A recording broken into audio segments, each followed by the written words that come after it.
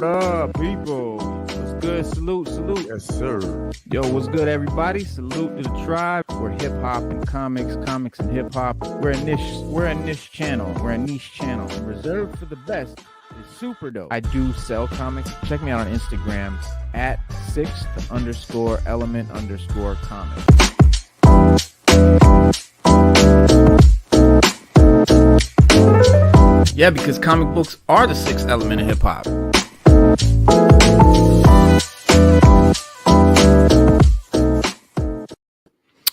What up?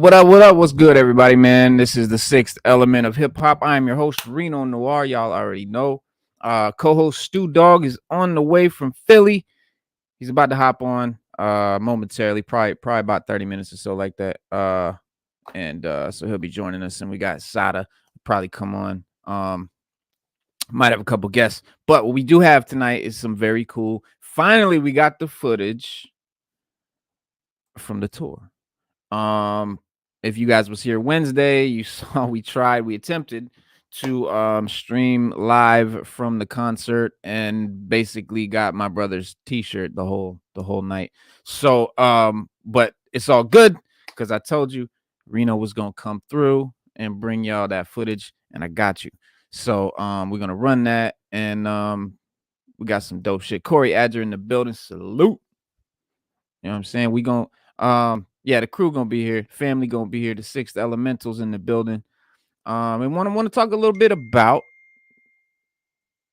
diversity in fantasy. Basically like we do.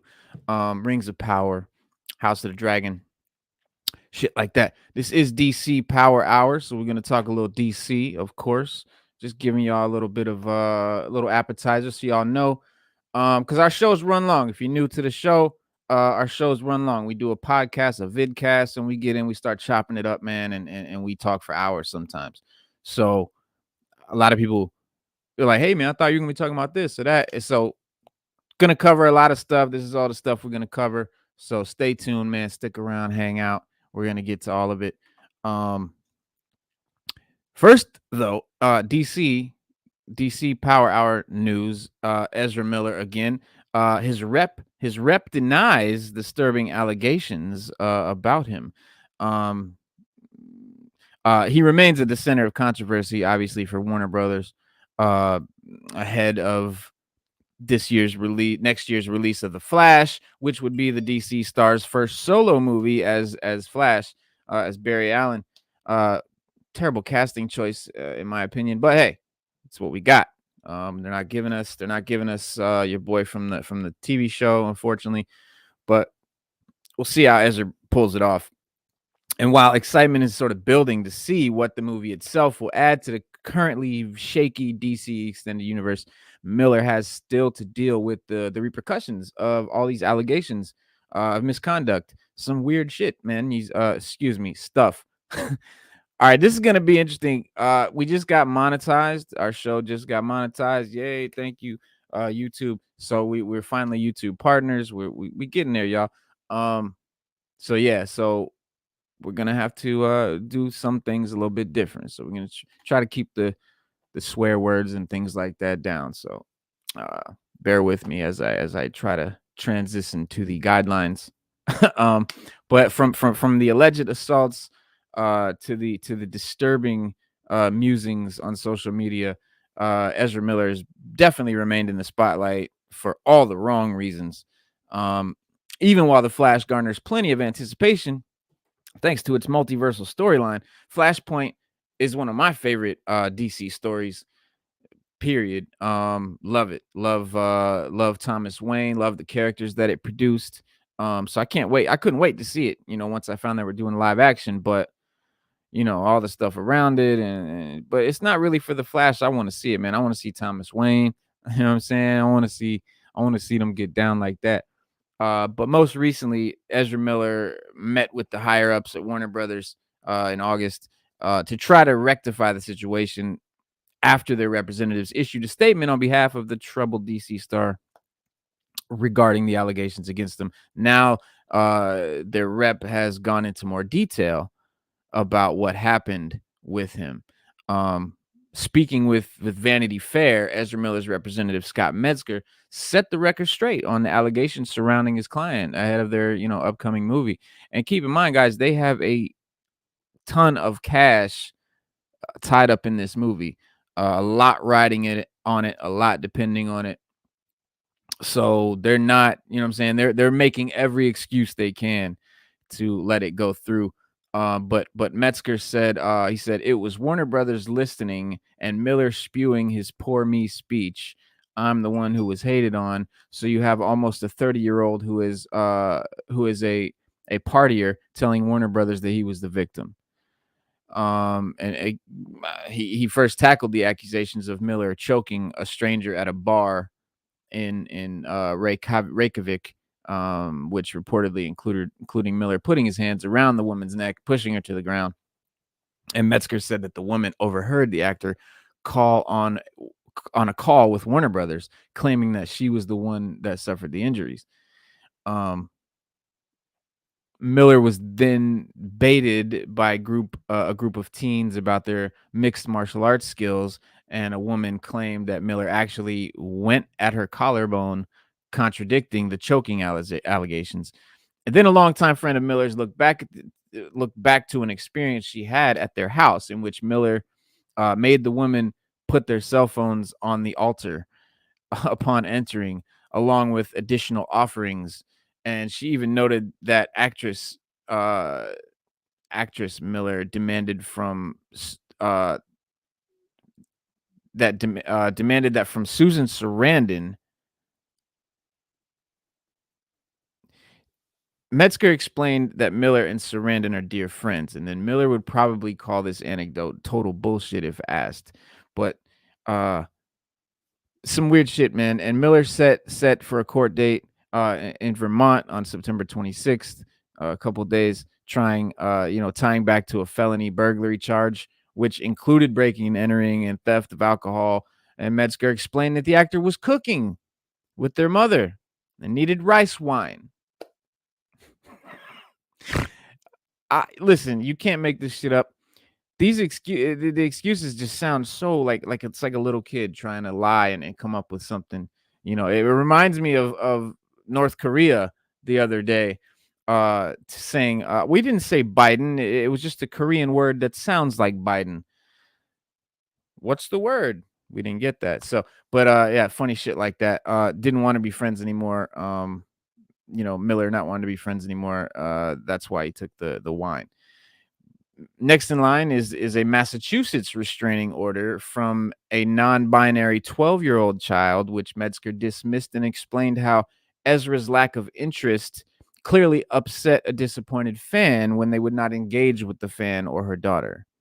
Miller and the longtime friend returned to Miller's house the next week, saying the DC actor had convinced their people to give them access to restocked weapons, and this included a flamethrower, AK-47s, the whole deal. And Metzger shared that these weapons and ammo were all registered, legal, and locked in out of the way location. And Miller's rep also made it clear that the notion that the Flash was at risk was a wake up call, indicating that Miller has apologized for the negative press and is now working with producers on the Flash to shoot additional scenes. Other reports from the mother of the child Miller reportedly groomed, and an anonymous queer associate of Miller's also believed that the actor weaponizes their gender identity in certain situations. And we've definitely been seeing that, going on. So we know that people do that, weaponize their gender identities and things like that when it's convenient. And Jumping Eagle, the mother of the aforementioned child, indicates that Miller hurls insults like transphobic or transphobe Nazi towards people who have accused them of harming others. They said if somebody pisses off Ezra, they're transphobic or a transphobic Nazi, because we're trying to protect our daughter and we're trying to point out what Ezra's done to harm her. Now we're transphobic. So it's manipulation and, hinting that Miller may be intentionally marginalizing themselves so they can be even shittier to others.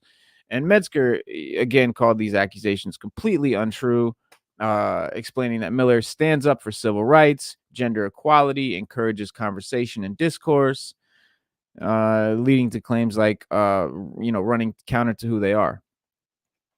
Um, Now, what are they going to do with Miller, and what's going to come of all of this? And yes, Norin, yeah, they're saying he's a cultist, like he's trying to start a cult. He's doing the whole Waco, Texas thing. What was his name? David Koresh. Like he's trying to be that guy. But anyways, like who's gonna follow this kid? Not many, right? But with two vastly different sides to Ezra Miller's story, it's difficult, to tell what's actually the truth and what's actually being said, just to potentially, as damage control for him in this movie that they want to save. Because I'm telling you, if the Flash was not on the chopping block, like if it wasn't for that movie, they would have dumped him a long time ago. You already know. They're just they don't want to lose hundreds of millions of dollars. And if they can manipulate this thing and sugarcoat it and do whatever they can to get audiences to be cool and see this movie, they're gonna do it. So take all this shit with a grain of salt. Stuff, excuse me. And this is particularly true with Miller themselves having remained silent, through the whole order, even though that their representative has done everything to indicate that they are making progress towards the right path. In the end, there's still this again, it's a $200 million movie, set for release in less than a year. And these continually conflicting reports only put that, debut further into jeopardy. Also of note is that this is the last project set to debut within the current iteration of the DCEU, which could undergo some major changes once The Flash does make its way into theaters. And I really want this movie to happen, not just because I want to see Flashpoint, because honestly, I don't have a lot of faith that it's going to be a great rendering, a great adaptation of one of my favorite stories. So it could be, but the reason that I'm more excited for is because it does mark the ending of this whatever it has been, and it probably has some really important stuff in it that sort of sets up the next DC whatever they're gonna do. So, and you're absolutely right, Norin. It is. And celebrities, all celebrities have this power. And yeah, it's like they say, great power comes great responsibility, right? And you put that power in the wrong hands, and you get Ezra Miller. You know what I'm saying? It's just what it is. Uh and they're doing a lot over there. And speaking of what they're doing, HBO, Warner Brothers Discovery has axed a bunch of shows and movies and stuff like that. And I've got, Warner Brothers Discovery CEO David Zaslav, who'd previously been CEO at Discovery, uh, has been given the task of making the merger work and finding over $3 billion in savings.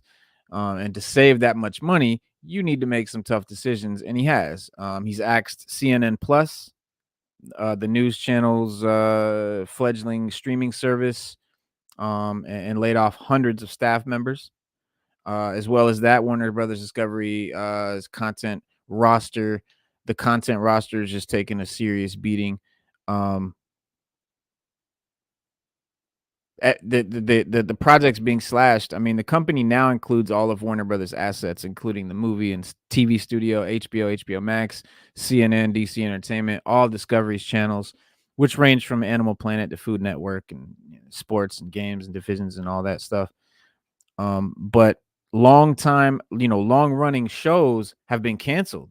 Planned projects have been shelved. And in the case of Batgirl, a blockbuster with a budget of over 70 million, will never see the light of day, as Zaslav claws back money wherever he can. And with so many projects now shelved, um, I thought I would sort of compile them and give you what we got. So here it goes. We got The Time Traveler's Wife.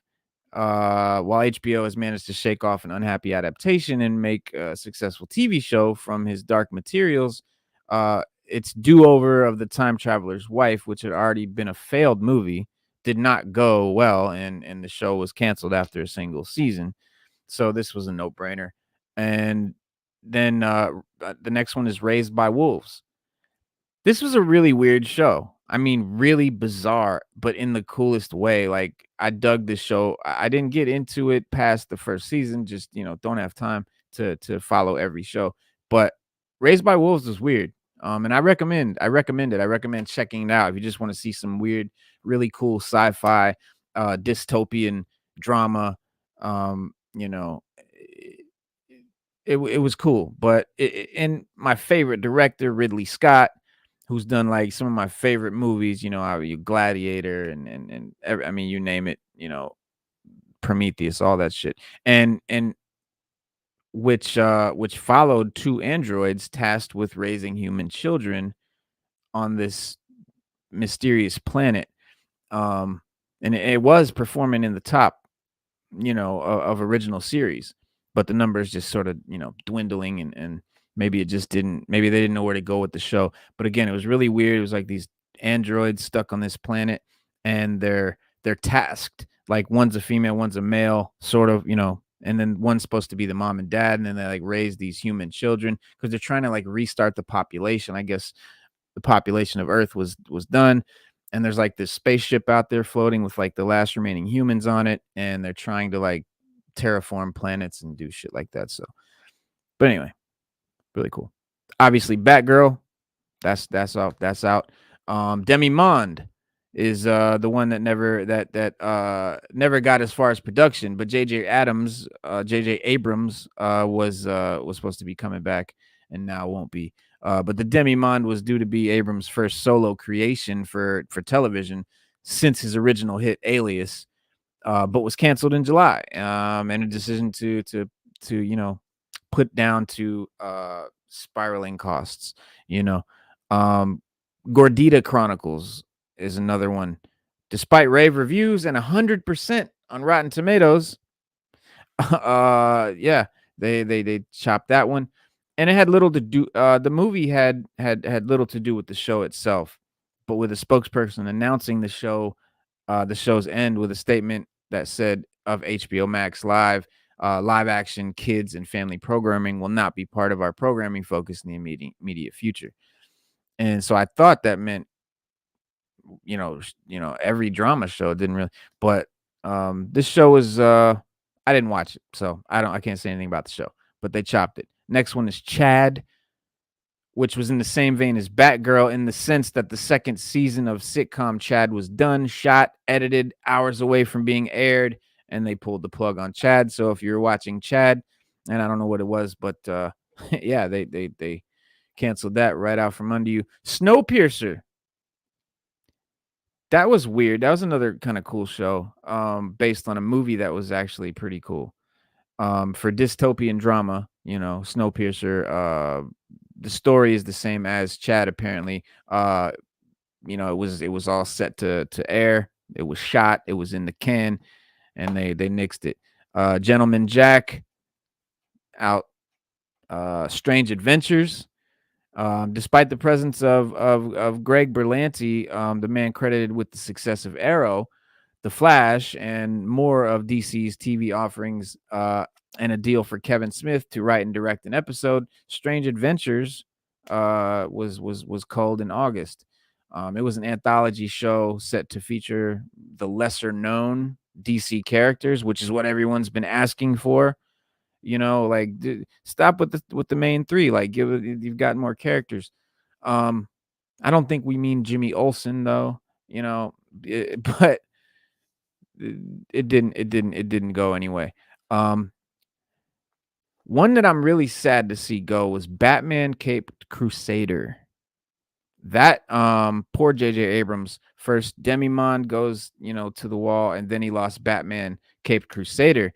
And I feel that was a loss for us too. It was an animated Batman series that Abrams and the Batman director Matt Reeves had set up at HBO Max. I mean, this is a loss. It was announced 2021. The show was due to follow up to be a follow up to Batman the Animated Series, which ran from 92 to 95. Bruce Timm, who we talk about on the show all the time, who kills it with the animation, who oversaw the original series, had teamed up with J.J. Abrams and Matt Reeves. Man, like this is the one that hurts the most. Like this is like losing the X-Men animated series follow up that we're about to get. Like this I mean, Batman the animated series, X-Men the animated series, these were two of the greatest animated, I don't care what you say, period. And yeah, man, so that sucks. They dropped the last OG. That was the Tracy Morgan comedy. I didn't personally get into it. But yeah. Hold on, I'm sorry, trying to catch up with these joints. Scary is just can't do this. Back to Ezra Miller. What's going on? Original Origin. Bot Raised by Wolves is dope. Ridley Scott's incredible. Snowpiercer is the sequel to Willy Wonka, really? No shit. That. Hold on. Tell me more, bro. Tell me more. That's very fucking weird and interesting. I like it. But OG, the OG, last OG, Tracy Morgan dropped it. Full Frontal with Samantha Bee dropped it. Scooby Doo Holiday Hunt dropped it. Close enough. If you're a fan of regular show back in the day, Close Enough was a show that made by the same guys. Is actually sort of like animating the actual animators of regular show, but like in a weird. It was really cool. It was another low key but very much loved animated show. Got its marching orders this summer, so it's out. Made for Love. Don't know what that was. Little Ellen is gone. Joe Pera Talks with You was a cult comedy. Interesting. Got the chop in July. The Wonder Twins canceled in May. We remember all that. Movie was due to follow the Batgirl in being a DC movie that went straight to HBO Max kind of thing. The Wonder Twins, Zan and Jaina. Could have been cool. Could have been trash. Was going to be a comedy, obviously. Although the movie was canceled without a scene being shot, the production had Rampage and Black Adam writer Adam Steichel in place to make his directorial debut, and Riverdale's KJ Appa and 1883's Isabel May in place as the characters. But with a budget of $75 million, Zaslav was like, nah, we need that money. Wonder Twins, yeah, I would have cut it too. Kill the Orange-Faced Bear was a comedy which to be led by New Girl and Happy Ending star Damon Wayans Jr. We know Damon Wayans, his son, and was axed a week before production got started. Who knows? Could have been cool. He's funny. He's a funny dude. Could have been a good one. But that's pretty much it. That's mainly what they've chopped over there at DC. But yeah, I'm interested. Willy Wonka created and designed the train that saves humanity at the end of the world. I see what you mean. Yeah, because right. And that's what Snowpiercer is about. Everybody's just riding around perpetually on this train. I thought that was like this. That's like a scary. That's like the worst. You know what I'm saying? You're living on this train, and you know that this train has to keep running. Like when this train stops, we're dead. Like kind of this fucked up. It's fucked up thing. It was a sorry man, messed up thing. Yeah, I cuss a lot. I cuss a lot. I'm a New Yorker. I'm Italian. It's just how I talk. Give me a break. YouTube, come on. I smoke too. Jesus. We'll figure it out. Time is it, guys? I wanna do all this. There's more Easter eggs, but I haven't watched in a minute. I can't remember. Yeah, I saw the movie. The movie, Snowpiercer was cool. It was decent enough. I think it had Chris Evans. But yeah, it was pretty cool. But never heard of the Willy Wonka connection, but makes sense, dude. And I knew it came from somewhere. Like the thing about Snowpiercer, it always made me feel like there was something more to this story that we weren't getting. So, yeah, I guess that's exactly what that is. Um, Spider-Man's version of Scarecrow is actually stronger than Batman's. Thought that was funny. This is some spoilers for Amazing Fantasy 1000, but a new fear-based villain who recently faced Spider-Man has an effect on people similar to that of Batman's Scarecrow. But this villain is actually stronger. So check that out. It's Amazing Fantasy 1000. It's pretty cool. In Batman's Rogues Gallery, you guys know Dr. Jonathan Crane, aka Scarecrow, is a fairly A-list villain. And he's had a number of different looks over the years, but his method of attack is pretty much the same. You know, he uses a fear gas, a fear toxin to induce fear in everybody. And in the story, Spider-Man versus Conspiration, um, in Amazing Fantasy 1000, uh he faces a villain who has a similar obsession, and his name is conspiration, something like that.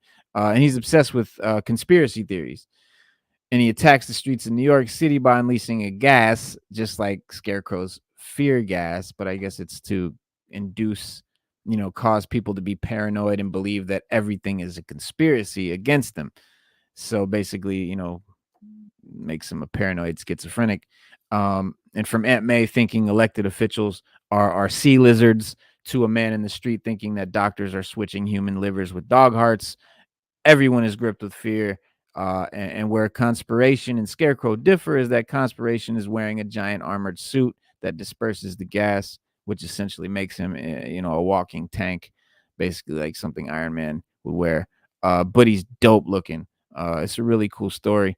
But I thought that sort of lined up with some DC shit because it just it screamed Scarecrow. I mean, I was like, this dude, like this whole story, this whole idea is Scarecrow, but we know Marvel and DC borrow from each other all the time. But that's a cool borrow. That is a cool borrow. So, all right. So I want to get in. I want to get into the Rings of Power.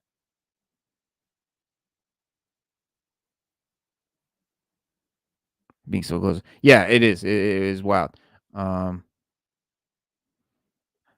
Contritionist, acrobat, escapist. Yeah, yeah. They always tweak it a little bit to make it a little bit different. Um, but yeah, so I want to get into Rings of Power and talk to you guys about that and House of the Dragon, because these shows, I mean, these are easily like two of the biggest, most controversial, most popular, most well-made, amazing fantasy shows, and they're running at the same time, mad controversial. Um, and so where to begin is anywhere. We could begin anywhere, but the Rings of Power appears and I don't want to get into the whole diversity. Listen, people have their issues with the casting and all that, and we've talked that to death. We know how we feel. We know how we look at. We're just gonna ignore that shit and just talk about the merits of the show. And it appears to solve a much debated plot hole. And showrunners explain how this was unintentional, but yeah, in the opening minutes of the Rings of Power, Galadriel's voiceover details a great war between the elves of Morgoth, and we see a fell beast, right, the winged dragon-like creature, take down a giant eagle in the middle of the battle. And the moment was certainly epic, but for Lord of the Rings super fans, it felt like Amazon's new TV series was giving a rather final answer to a question people have been asking for decades, which is why didn't the Eagles just fly Frodo and the One Ring to Mordor? Right? But when speaking with the showrunners and executive producers, JD Payne and Leslie Weber and Patrick McKay, Insider had asked if that shot of the eagle dying was an intentional reference to this question, and they all broke into laughter apparently, and said, "I wish we were that smart," but they didn't actually plan it. But it is a great question. But one of them said, one of the showrunners said, but yeah, no, that's a battle set in the first age, and the incredible battles of that earlier era are more mythic and strange. He said, and I think we wanted something that made you feel like this is a battle between gods, and that's really why they did it. So if you know, Lindsay said that the scene was showing the audience the wildness of Middle Earth in the first age, and then Rings of Power jumps us ahead to the second age when Galadriel and others are fighting the looming evil of Sauron. And though many Tolkien experts have already explained the in universe reasons why the Eagles couldn't simply carry the One Ring to Mordor, the show inadvertently gave us more concrete evidence, that this isn't a plot hole, the way some people claim. And the fell beast that attacks the eagle in the opening minutes of Rings of Power is the exact same creature that the Nazgul ride in Peter Jackson's Lord of the Rings movies.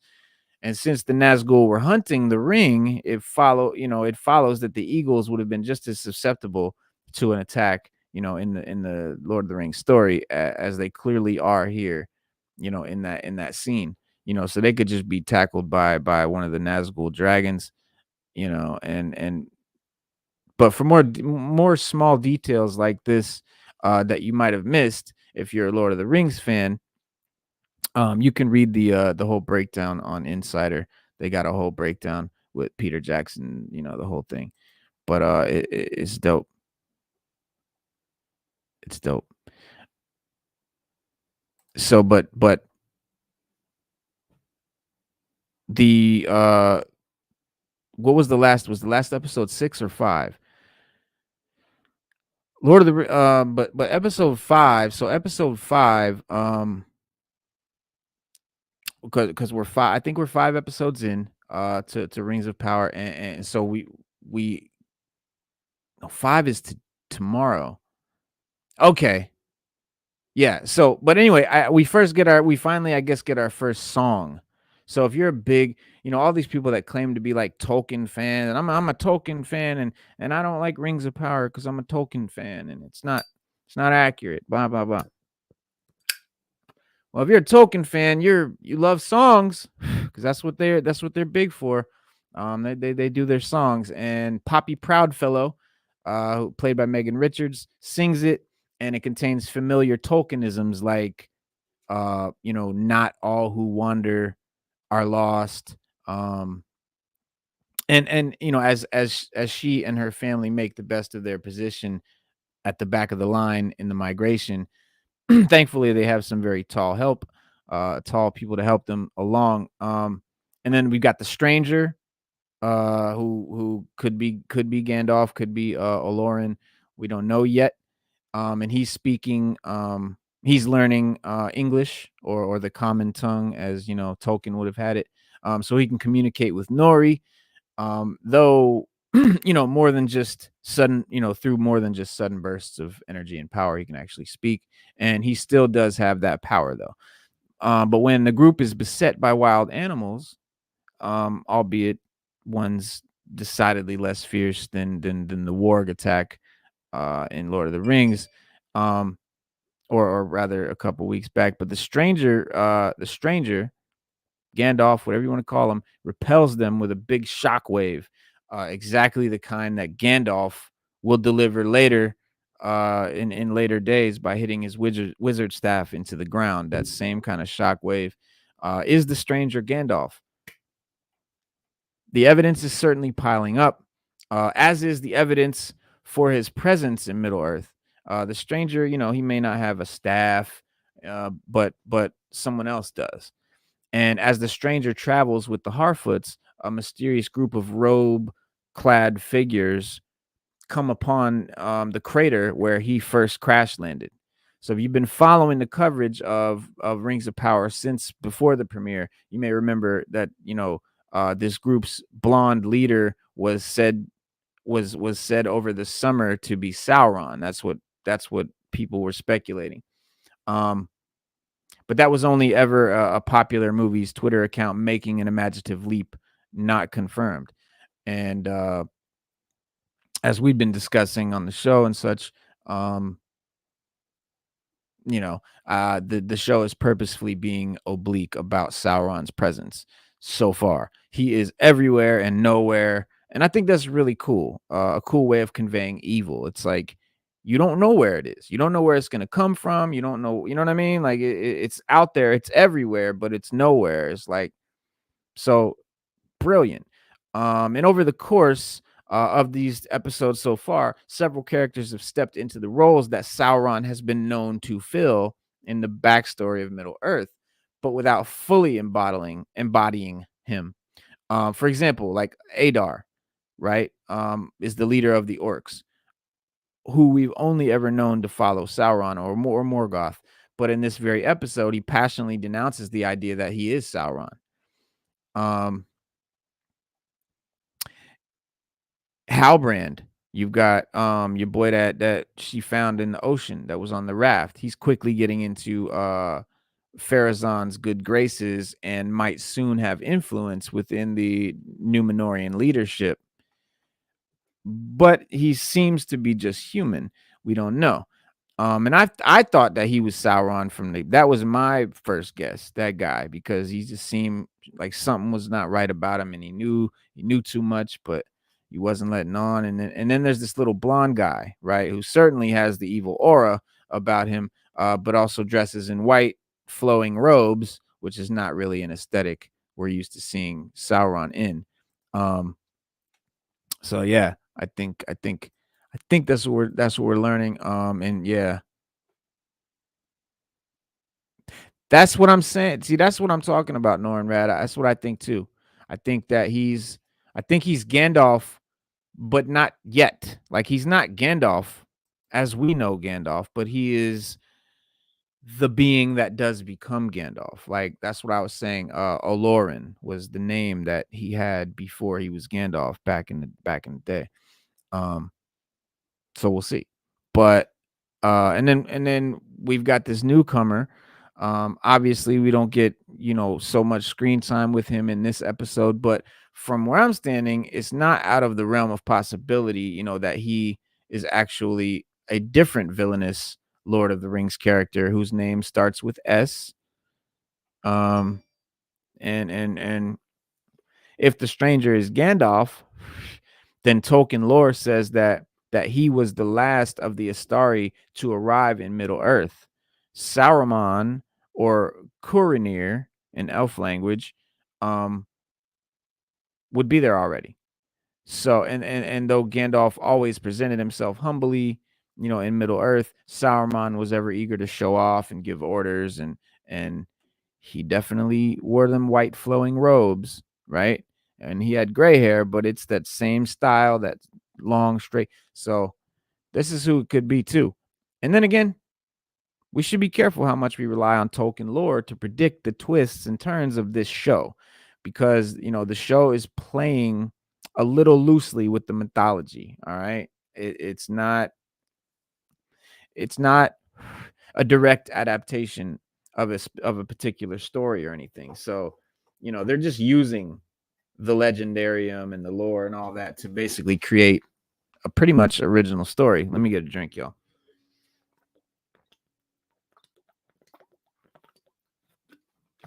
Shit. So the show is avoiding, well,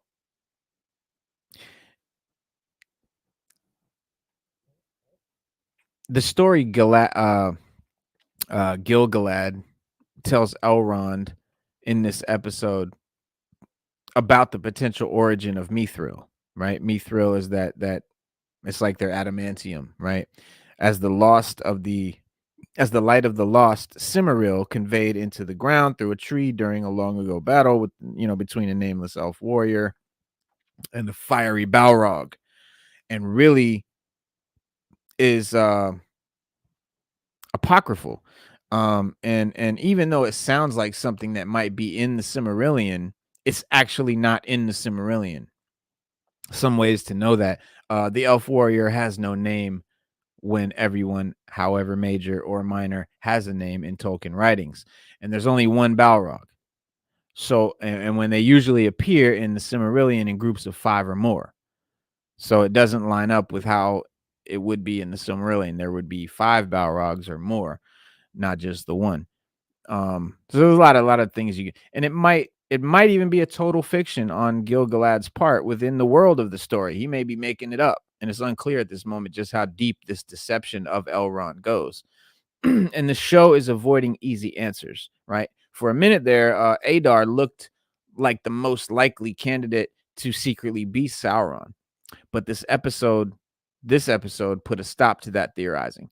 And as his army of orcs marches across the Southlands, Adar is willing to accept any and all converts.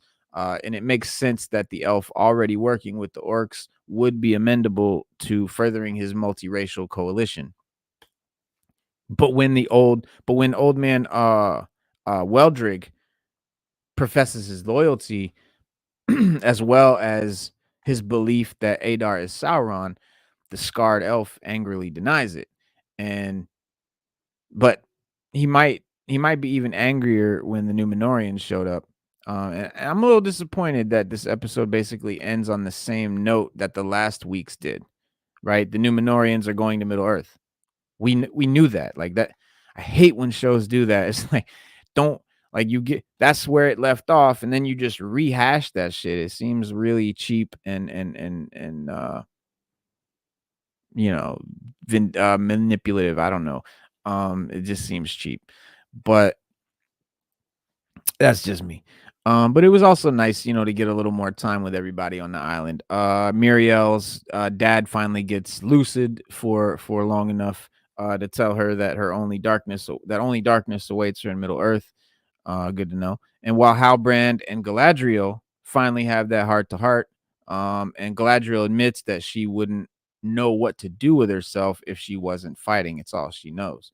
And while Halbrand decides to lean into the redemption arc she wants from him, and will that be for good or bad? Who knows? I guess we'll see soon enough. As mentioned above, sometimes he gives those Sauron vibes, so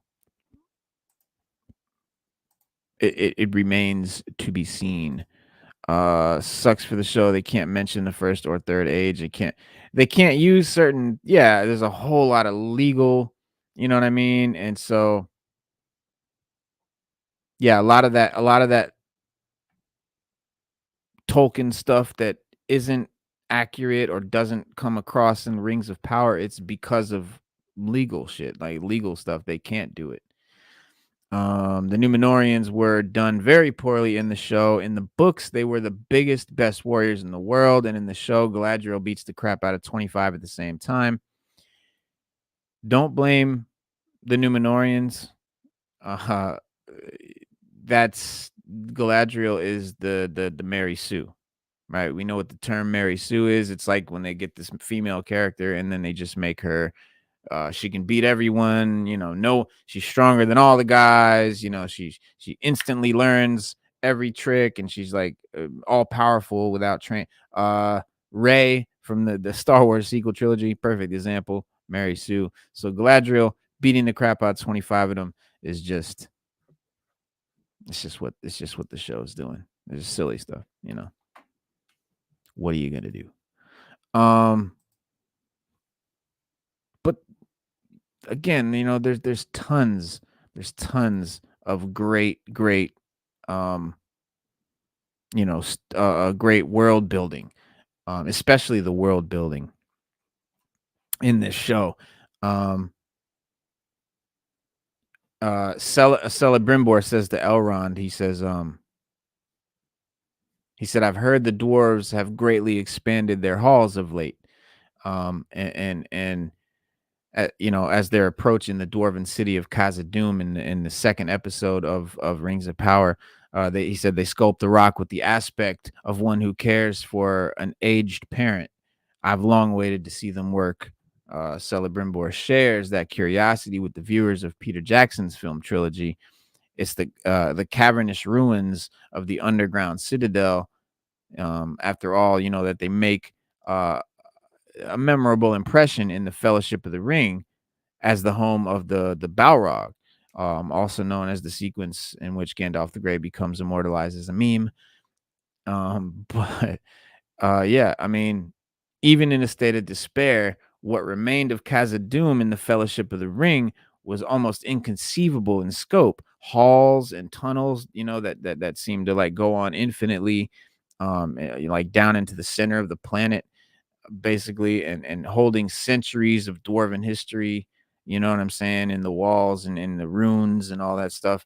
And you couldn't help but wonder what the city would have looked like in its heyday, when it was bustling and there was, it was lit up and dwarves everywhere and hammers swinging, and you know what I'm saying. And that's where the Rings of Power comes in, set thousands of years before the events of Peter Jackson's trilogy. And as Elrond descends into Khazad-dûm, the place is teeming with life. There's subterranean waterfalls and gardens and vegetation and giant mirrors refracting the sunlight in, right? So that the sun gets all the way down into the center of the place. And it's an astonishing achievement in more ways than one.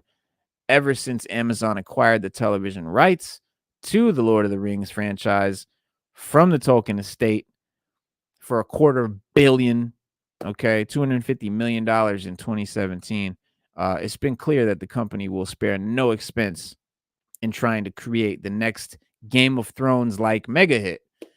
And once you factor in the actual budget of the first season, which is over $700 million, making Rings of Power the most expensive season of television ever made. But it's one thing to throw a bunch of money at a treasured piece of IP, and it's another to actually know what to do with it.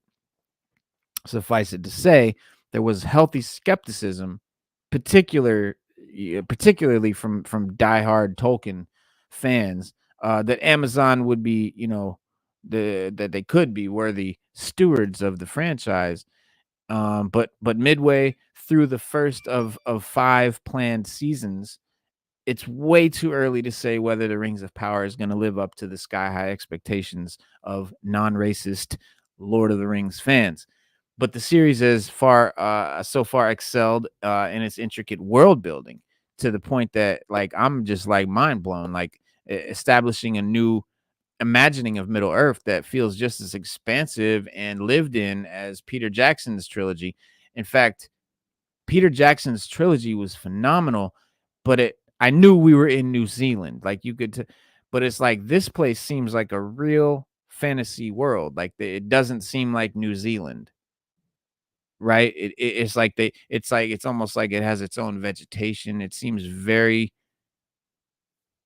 fictional, right? It's Middle Earth. It's not Earth. It's Middle Earth. It's like a whole different place. I think they fucking nailed it as far as that goes. Rings of Power showrunners Patrick McKay and JD Payne still have a lot of work ahead in terms of crafting the story, but they've already got a rich foundation to build from. And the world that they've built and are building just gives them the foundation to for success. I mean, they would have to screw it up. Like they would have to fuck it up. Like it's gonna be great if they don't screw it up somehow. And if there's a pervading sense that the Middle Earth could actually exist, is probably because New Zealand has been such a convincing stand-in for it. But to that end, the first savvy move from Rings of Power was to follow Peter Jackson's lead and use the country's, captivating landscapes to cover, you know, corners of Tolkien's universe. It's a little disappointing that the show's second season, which starts filming next month, has moved to the UK. I like New Zealand is it's another world, man. It doesn't look like anything else, and so I don't know what they're doing there. But even as the series funnels an ungodly amount of money into its visual effects, the sight of Galadriel riding a horse across, a beach in the human kingdom of Numenor is priceless in its own right, um, and might as well be used by New Zealand's tourism board. I mean, because it's just the real land. And of course, the secret sauce of Jackson's movies was that they complemented New Zealand's natural splendor with special effects that have barely aged at all. And it's an accomplishment that can't be said for even major blockbuster movies of the early 2000s. For Rings of Power, pouring a considerable resource into 10,000 visual effects shots is only half of the battle. Um, you know, just ask the MCU. Instead of what makes the show's world building so effective is that every location tells its own story about the inhabitants within it. You know what I'm saying? And it's just it's been amazing. Sada, what up? What up? Hello, hello. What's up, everyone? Hello. What's up? I What's up? was totally asleep, so sorry I'm a little Okay. late. Nah, you good. You good. I'm just in here chopping it up, man, about the Rings of Power and Oh, gotcha. their world building, phenomenal world building that they've been doing and are doing. Who is hitting me up? Okay. Yeah, so we're talking. I wonder if Golem can be used. I don't know, man. I don't know because I don't even know if Golem.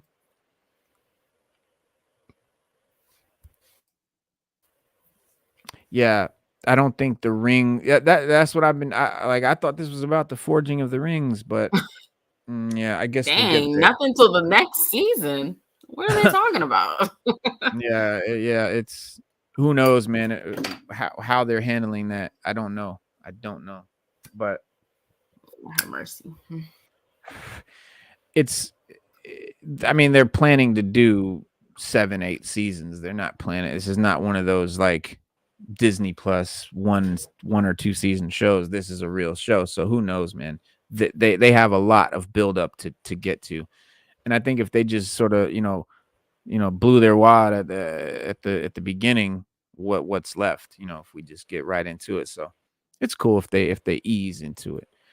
Mm, Um, you know, because it's not that I don't think that really makes or breaks the story. Like the rings are a cool aspect, but the story itself is more important. But I wonder because Golem is right. Golem was alive for hundreds of years. Like he turned into this creature. But he used to basically be a hobbit, like how a Harfoot is a hobbit. It basically was like a hobbit. They called them the river folk. They were basically hobbits. Instead of living in the Shire, they lived amongst the rivers. So, but I don't. But it was a long time ago. So I don't know what age Golem found the ring. Was it in the second age that he found the ring, or the I don't know. I don't know how old he went.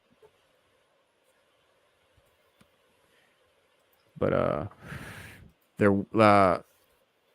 world building that I was talking about, for instance, the Harfoots are diminutive nomads who blend into the forested areas.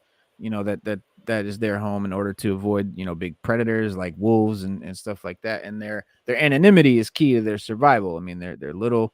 They're not even like dwarves. They're tiny.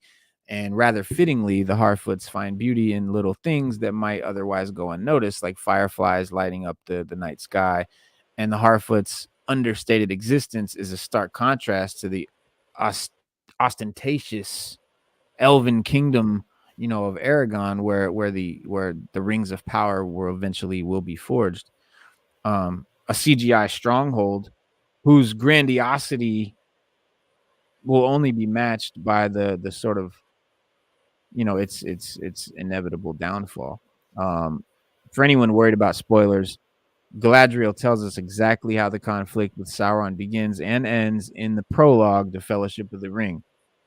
Right, so it's such as the nature of prequels. I mean, we know what's going to happen. Prequels are great because like Andor or Rogue One. I mean, Rogue One, we knew that we found out they all died. So now in Andor, we know what happens to them all. So it makes the writer have to create a much better story because he can't rely on a twist ending, right? He can't rely on that, or he or she or whoever's writing it. They can't rely on a twist ending. They have to It's like that saying is it's more about the journey than the goal.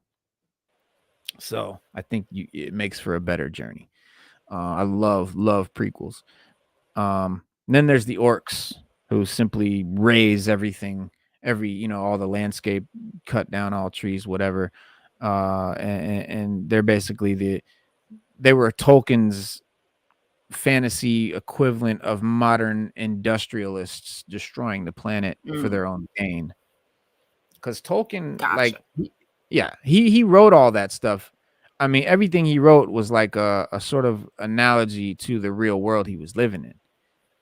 Middle Earth was like Britain, Europe, and then like even where he had in the West was where the elves would go one day. That was the sort of the promised land, and they would get on their ship and they would go to this place in the West.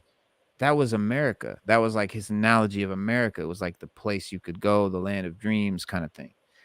And Right. so like there's all these sort of parallels to the real world. I mean, he lived through World War II, and so a lot of it, like him seeing war, and so a lot of the war scenes and all that stuff. I mean, it's all about like the stuff he saw going on in the real world, and the industries and destroying the planet is all just part of it. The orcs and Sauron and all that, and some of these insights may be self-explanatory. It's no surprise the orcs are malicious and destructive, but the fact that Rings of Power has taken its time, setting up major plot developments is a strong indication that the series is comfortable having Middle Earth be its biggest selling point. In other words, Rings of Power knows that Middle Earth is a vibe. And when you spend $700 million on visual effects, those visual effects, that world you're building has to be a character in itself. Oh And the yeah. show's somewhat leisurely pace might be off-putting for certain viewers. I know Stu, for instance, felt that it was a little bit slow or talky or boring or whatever. Um, but off the heels of Thrones, uh, controversial speeding through its final two truncated seasons, there's something comforting about a big budget fantasy series that feels confident in its grander narrative designs and that they don't have to rush to each finish line, and they know that it's going to get there and it's going to be dope and you're going to like it and we don't have to rush. So I don't mind it. To me that's a cool thing. And speaking of Thrones, while Rings of Power quite literally has been a bright spot for fantasy television, frequently bathing its settings in ethereal light, the series' world building does bring to mind the early seasons of the HBO drama, which almost immediately established the stakes for its characters spread throughout Westeros. And in the case of Daenerys Targaryen, her steady ascent in neighboring Essos. And ironically, perhaps the biggest issue with the Thrones prequel, House of the Dragon, is that its focus on House Targaryen has suddenly narrowed Westeros' scope, making the show feel constrained until a mighty dragon flies into the scene. But by comparison, Rings of Power has made all the conflicts and individuals in the series seem so small against Middle Earth's history and vast, and those who remember it, where whether it's the statues of fallen elven warriors in the kingdom of Linden or the archival hall of lore in Numenor, you cannot blame the series for routinely letting the audience, soak in the scenery instead of moving the plot along, especially when it looks so great. And so I don't mind that. But nevertheless, Rings of Power is not without its flaws, as with any show that jumps between different characters.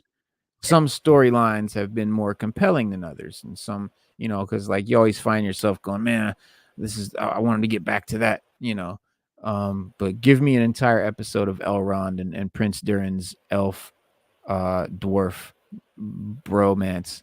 But what's more, the broader focus on Middle Earth's world building has come at the expense of the show developing its ensemble. And though that should improve over time, I think, but there hasn't been a more transportive television experience this year. One that's attempted to stay true to the grandeur of its source material through a familiar combination of New Zealand's, beautiful landscapes and its, visual effects, CGI and all that. But I think for now, I think Rings of Power has made good on its early promise. Underlining that much like the dwarves mining, the depths of Khazad-dûm, there remains fascinating corners of Middle Earth to still that we know, are still going to be discovered. So there's definitely like a lot to still do with them. Um, but I said we weren't going to really do all this, but and go into this, but Adam Serwer um, discusses the absurdity of the recent backlash to the non-white casting of the Rings of Power and House of the Dragon and other pop culture. And I wanted to talk about like what I found there. Because like, and that's kind of why I set this show up. House of the Dragon, Rings of Power. They're both fantasy shows. They're both going on right now. They're both mega huge, super budget, and they're both in the midst of basically the same controversy. This these racist so-called fantasy fans who have a problem with black and brown people being cast as anyone. I think in fantasy. I don't think it matters who they're cast as. They just because in House of the Dragon, the dude's not an elf or he's just a guy. So there's nothing, there's no like basis behind it but racism. And these pop culture franchises like Lord of the Rings and Game of Thrones, which grew to include Rings of Power this year and House of the Dragon, have recently begun diversifying the cast and the fans. I think that aren't happy about that. I really don't consider them fans, and they've taken pains to make their objections known to the fact of to the point of like making Amazon shut down their review for the show because it was just getting inundated with crap. Um, so you never, Yeah, I noticed that. I noticed between these two shows, Rings of Power was getting a lot more of the backlash than House of mhm, Dragons. I haven't heard much on House of Dragons with people not being happy with a mhm, black person being a part of the cast or what have you. I've heard right, way more on Rings of Power, which is mhm, very interesting. I guess maybe it's more prominent. So yeah, yeah, I maybe don't know. it could be. But the guy, like the one actor, um, I gotta find his thing, but I don't know, he like Is spoke that out the about it. guy with the white The locks? Is that right who you're dreadlocks, referring yeah. to? Mm, Mhm, mhm. Yeah, he spoke out about it recently. I guess he was but I had his article. Where was it? But yeah, he was getting a lot of like flack, and so he was like, "What the fuck?" But I'm trying to find the damn thing. Well, let me see. Maybe I can just find it real quick.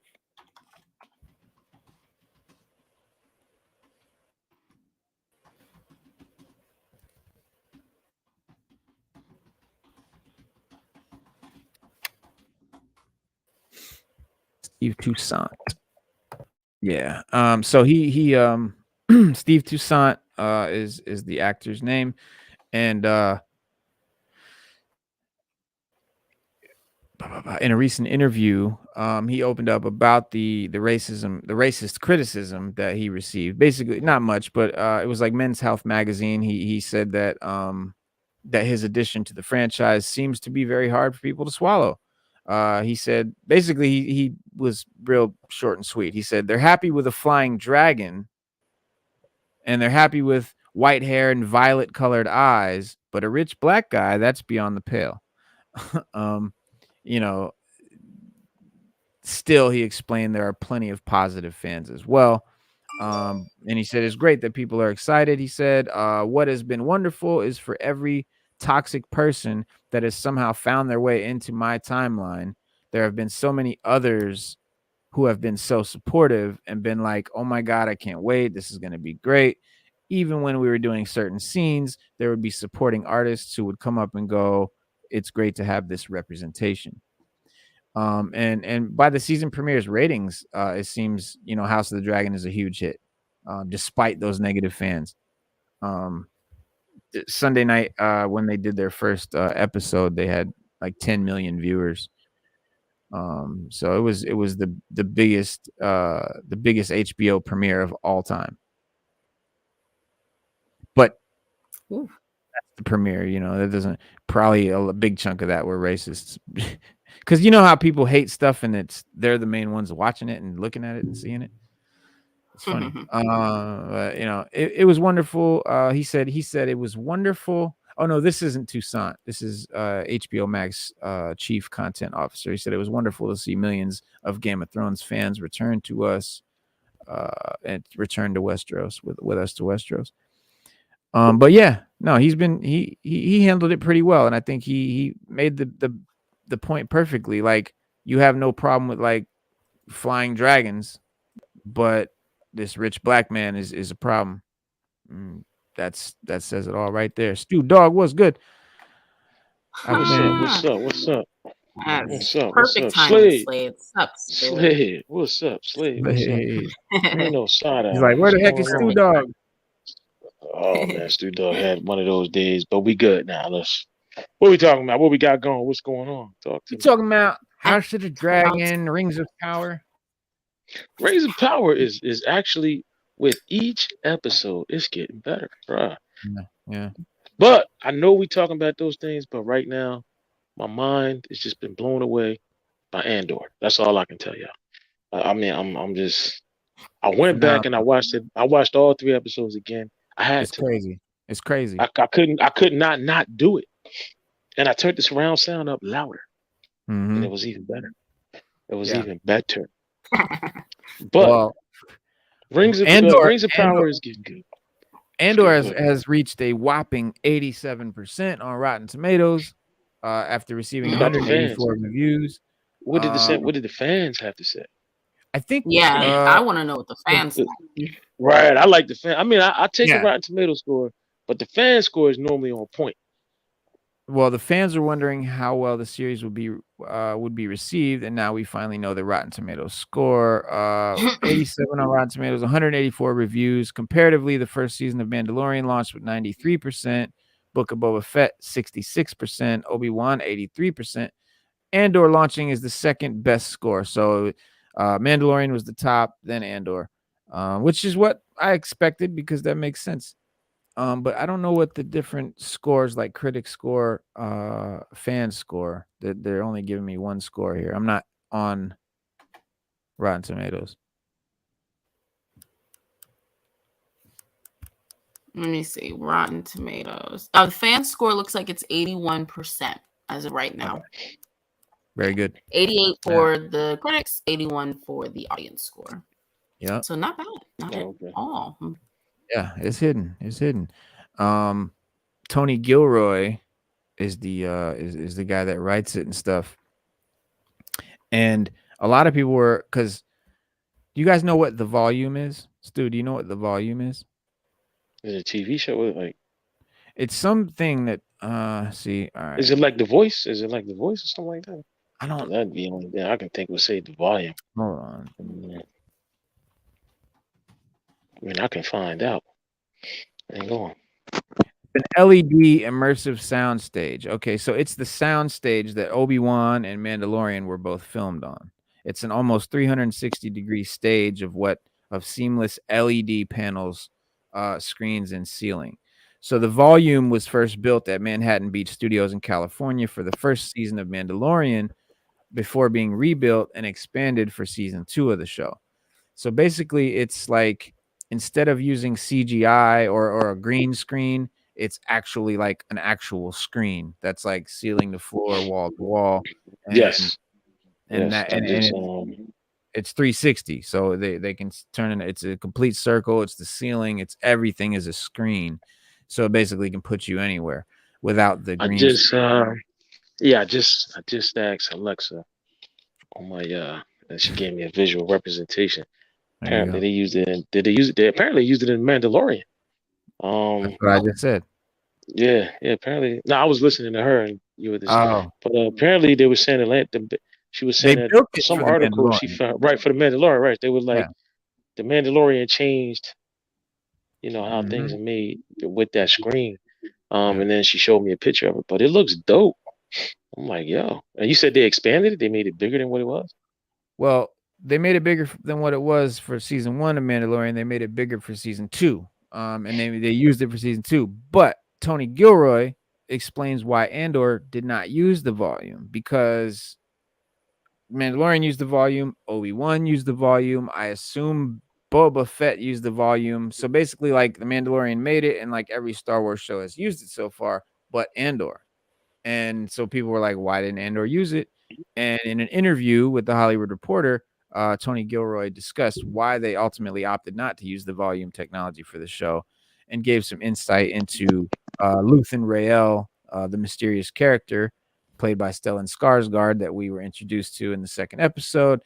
And But what he said was, when asked if shooting on location was a prerequisite for him when he was brought on board, Gilroy said that it was a decision that they took when they started to plan out the series and hired a production designer. Uh, he said, when I came on, San Wahlberg was a producer of record. She came with the existing pieces of the show. So San was there, but I didn't know her. She had just done Chernobyl, and it was sort of a shotgun marriage. So they were together, had no idea that she was just going to be this rock star producer. And so for the first decision we have to make is who's going to be the production designer. Even in writing, my first call is to the production designer, because everything we do has to be designed. So we put a marker down.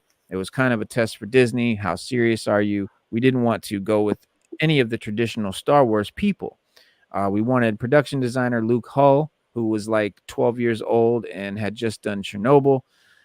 He's a freaking genius, but non-Star Wars in every way. So we brought him over. As I was doing the series Bible, I wrote the first 3 episodes as sort of a test. In a perfect world, we'd be able to shoot location and shoot old school, and then we'd use the volume when we want to use it. And there are times when the volume would be really good for us, but the technology doesn't exist to do both. You have to make a choice at this point because of the workflow on the volume. All your post production has to be done beforehand. So you have to shoot all of your plates. Everything has to be done when you go in the volume. Everything's done. You're just adding the actors. Our system is completely different. We shoot everything with the actors. We built out from there if we need to build out. And those 2 systems, maybe there's somebody who's doing it, but economically we can't do both. So automatically we were just like, we have to build a show. It wasn't a controversy, really. I saw it get turned into a controversy the other day, but it's not like that at all. There are times when we'd love to use it. It does some great things. Blah blah blah is a whole bunch of. So basically, the bottom line is he's just saying, like, you know, you have to either use the volume or use real locations, and we were using real locations, and that's just how we did it. Can't do both. And I'm glad because whatever it is that they did makes this show stand out from the Mandalorian Right. as more I don't want to say more serious, but or more realistic. It's still Star Wars, but more and I don't I want to get keep it. saying mature, but more mature. No, I get it. I get it. Because it's a giant curved screen. Um, and what Reno's basically saying in English is that a giant curved screen, the director saying that I got to do a lot before I get in front of that screen, or I can just shoot on location. But the screen was made to put ease on the building of sets, green screens, Right. and all of that. So you can impose a photorealistic backdrop on there and then film. And like you said, you probably have to put maybe some props in the foreground, make it look even more realistic, but it's gonna look more realistic. And like you said, you got to be ready to go in there and do that. And according to what I've seen, heard through Alexa, It's just kind of tedious. It's kind of tedious. I don't, It I think sounds they like call you it. She said they call it VFX. They call it VFX. When I asked Alexa, she said they call it VFX technology or something like that. But it's just a Mhm. giant. She said it's a giant curved Visual. screen. It's just a giant, right?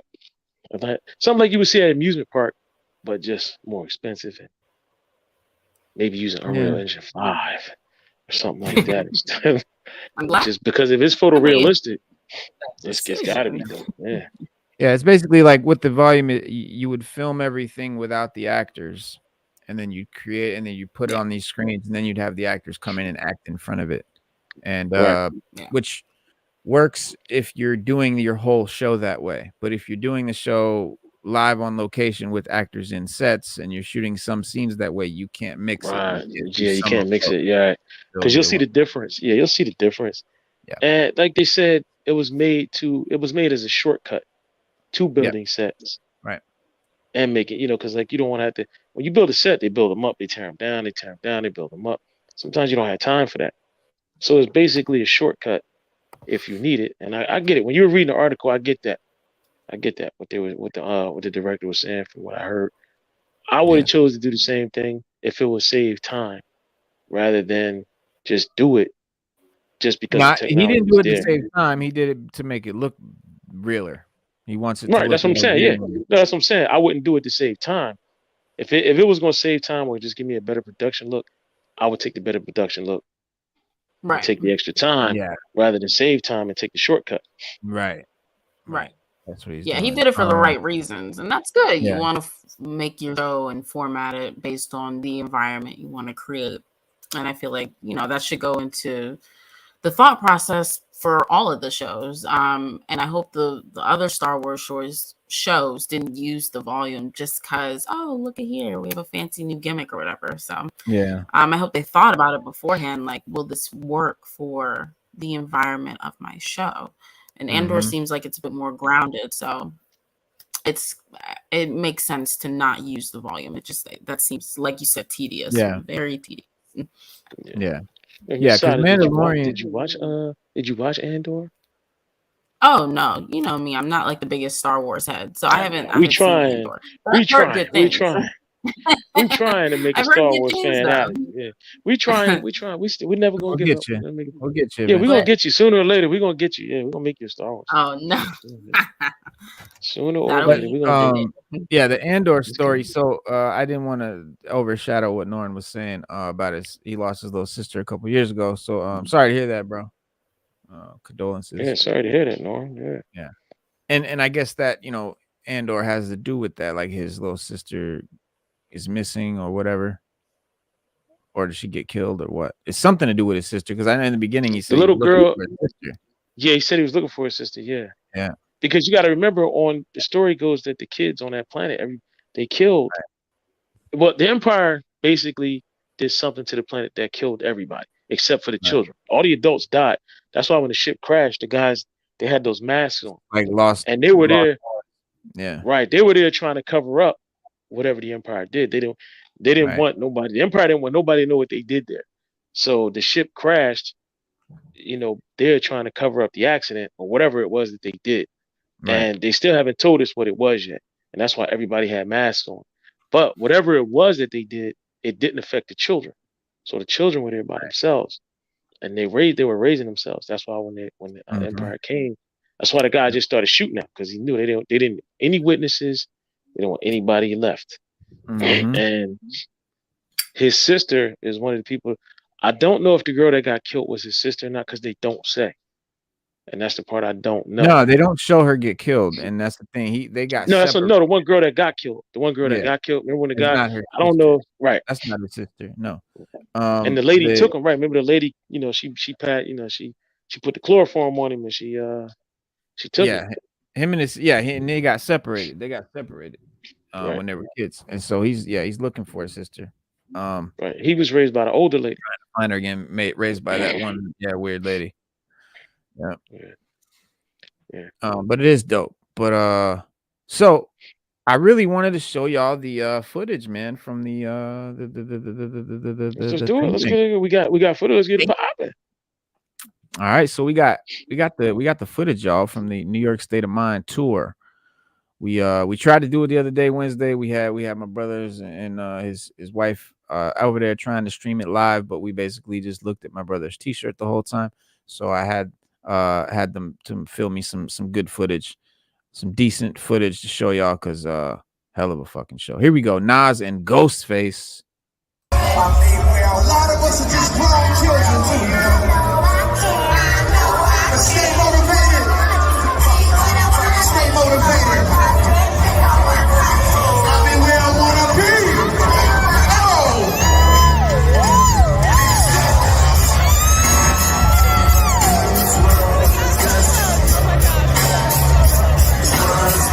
Let's go! It's fun. Whose world? It's your world. Everybody. I sit with y'all, please watching comedy till I'm writing in my book around all the words. The whole of like I'm throbbing. My movement, understandable smooth shit that I move with the beastie. Play me at night. The beat of hip-hop that got me stuck. Divine activation. React like I'm facing time like happiness. Rhythm embrace the white. What up, my dog? Live in the streets. One's on the feet, make excitement. Whether cruising in the can. I'm on terror, I can't call it. Beats make me fall asleep, I keep falling. But never falling 6 feet. I'm out for president.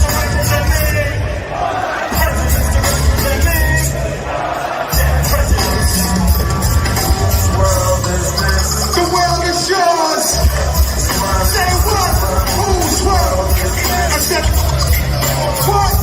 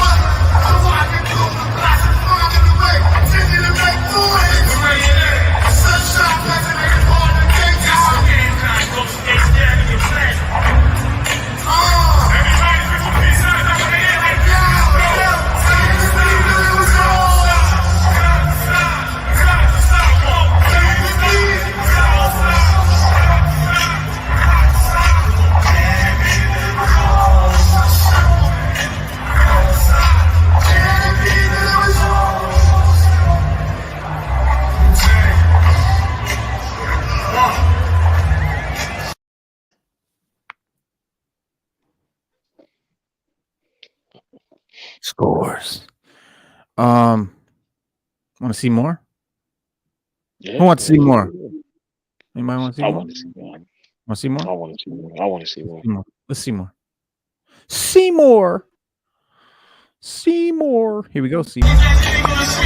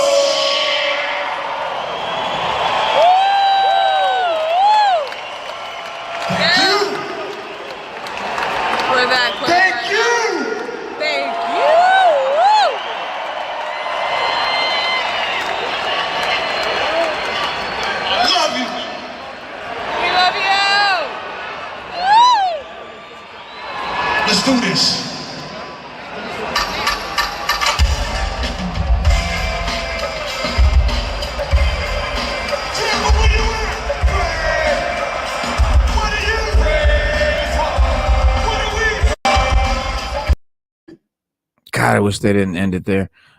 Man, I wanted to see this. Yeah, y'all want to see Busta Rhymes? Yes, sir. Yeah, because Nas look like he's about to throw it down. Or Man.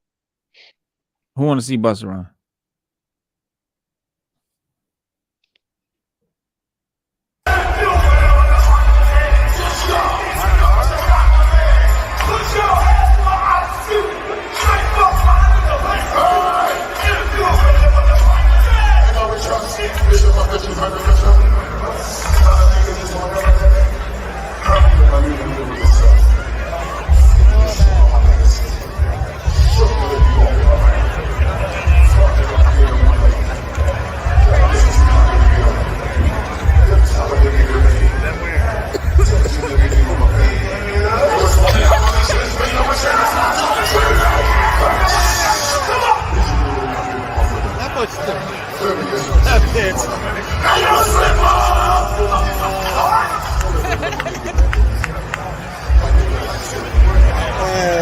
I'm trying so hard to hold the camera still. What do you say?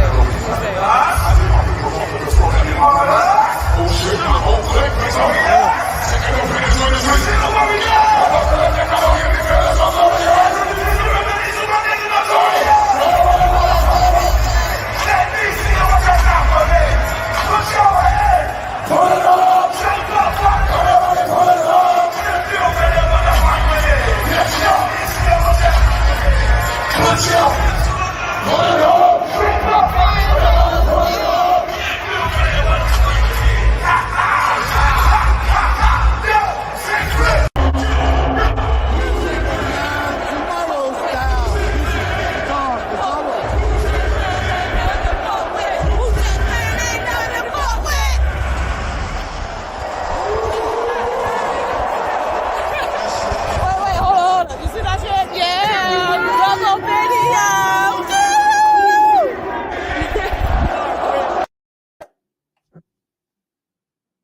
That was the show.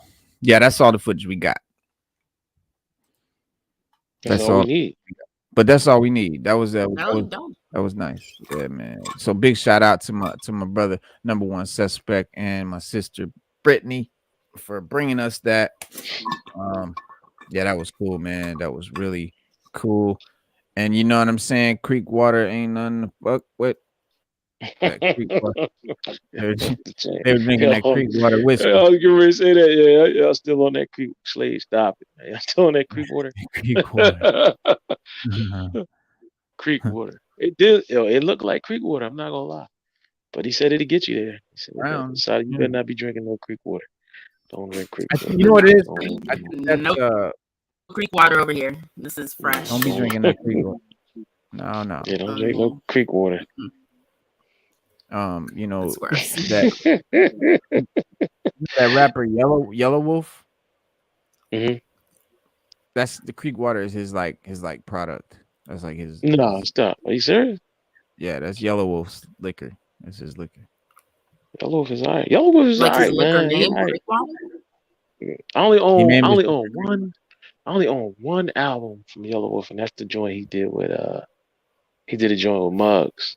I don't know a lot about him. I've heard some verses that I thought were pretty cool, but I don't know. The only like thing I know about him is the one story that I heard about him from Royce the 5'9" on Lord Jamar. Royce the 5'9" said that he sent one of his like rappers to go and kick it and record with Yellow Wolf, and his Royce the 5'9" rapper was a black dude, and he's over there with Yellow Wolf, who is a white dude, and I guess there was some other white dudes, and they were in the studio, and one white dude kept saying the N-word in like a conversational way, like how, you know, we might just say it like, you know, with the "g" sound, right? But he was saying it with "gur," with the hard R, right? And so the dude was like, "Yo, Yellow, like to Yellow Wolf, like, fucks up with your boy, like, the fuck is that?" And Yellow Wolf said, "You just got to deal with that. That's just how we talk here." And the dude, went back and told Royce that shit and started a little beef. So I really didn't like Yellow Wolf based on that shit because I felt like that was just disrespectful as fuck. I mean, if the dude said something about it, first of all, you're supposed to agree. But anyway, that's all I know of him. That's the only thing I know about him. And then he made Creekwater.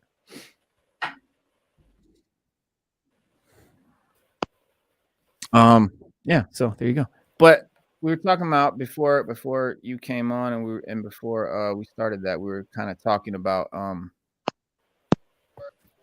people of color playing characters in fantasy, right? And how that's been the big sort of controversy surrounding these two big shows. And there was this interview that I read in the Atlantic paper between like one of their writers and like one of their editors or something like that. And it says Isabel is the interviewer. She's interviewing a guy named Adam Serwer. She said, in your article, you explain why online disputes over non-white casting aren't as silly and superficial as observers might think. Can you talk through some of those deeper consequences? And he said the portrayal of Black people and Native Americans in American film were hugely significant in justifying mistreatment of those groups under law. And conversely, these kinds of portrayals can also be significant in ending discrimination under the law. Films shape popular imagination for good or for ill. And I think people who are turning every single casting decision into a culture war controversy recognize that and are seeking to use that power for themselves.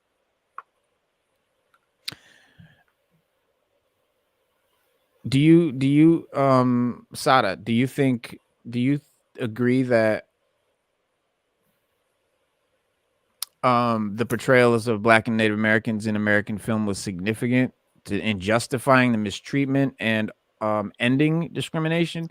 Because I know some people feel like that shit just stirs it up and keeps it live. I think it's significant when you do have people of color on screen and they're portraying these characters, whether they're comic accurate or book accurate or just casting or whatever. It's always significant.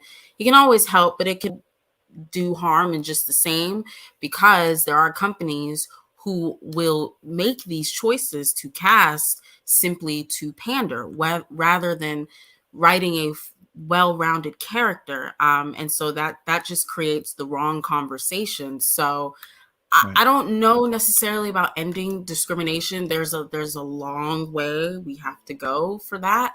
It's not going to end with film. Certainly not. Certainly not with social media and everything that's happening now. Especially like if you have a person of color playing a character who was predominantly white over the years, it's just no. But I think what about like movies about slavery? Do you think that still needs to be done? Or do you think it's helpful or harmful?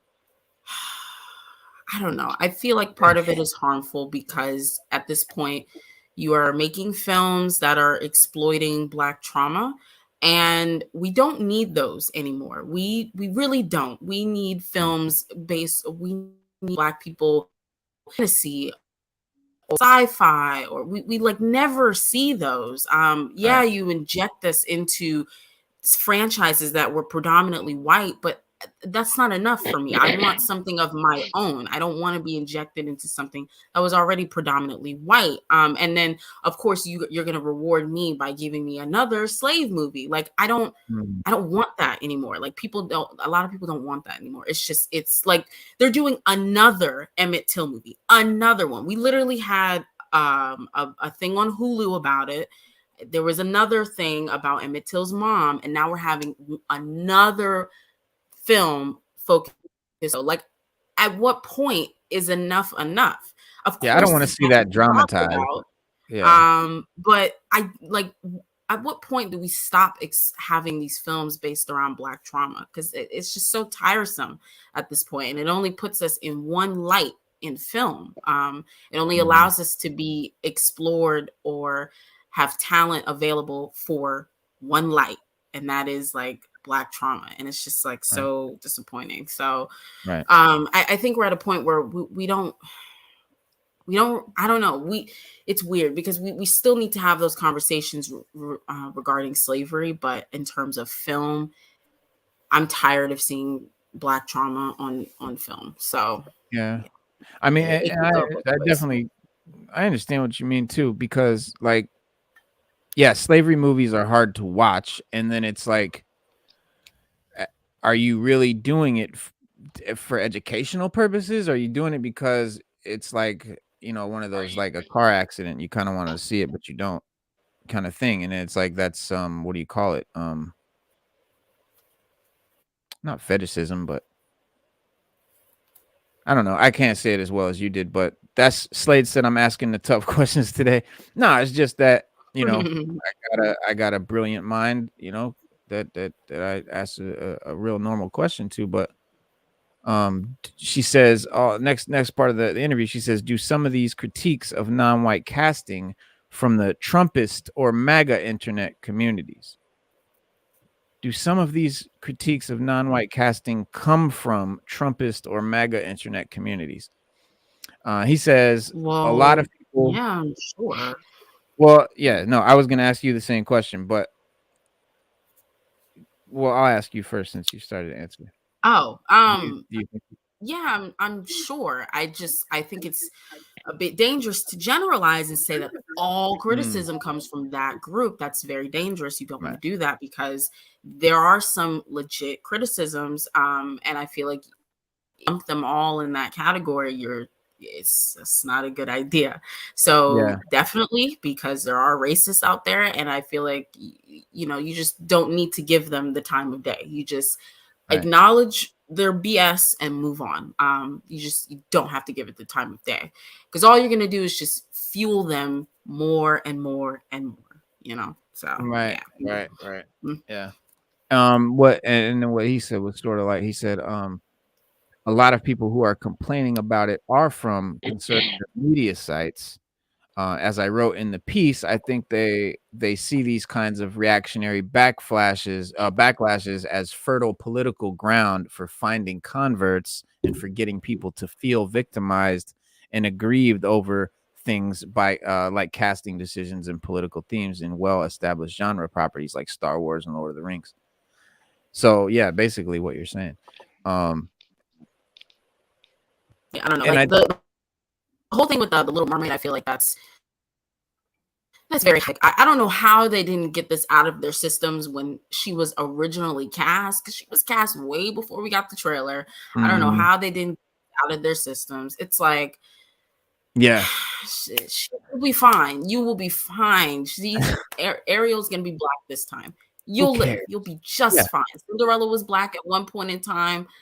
You'll be fine. You're good. Yeah, You have it's all these other white princesses to be with, and or just go you watch the still original have film. white Her Ariel.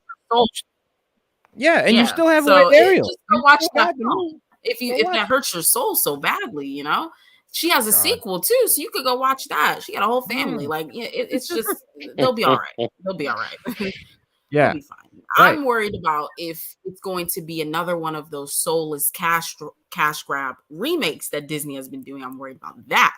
I don't care that she's Mhm. black. I'm worried about the content, because a lot of these remakes that they've been doing have not really been good. Like the Pinocchio one was not good, and all the other ones outside of a few were not good. So I'm worried about The that. live action remakes suck anyway. Yeah, it's not gonna Yeah, be like they probably good suck. anyway. So I think some people are worried about that, but the other people who are worried about her skin color, just go watch the original film.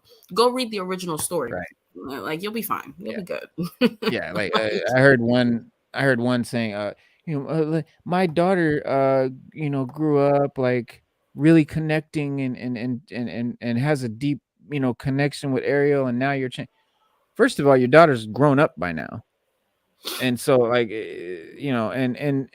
and cool. You just made my point for me, because should not a black girl get to have that same connection with this character?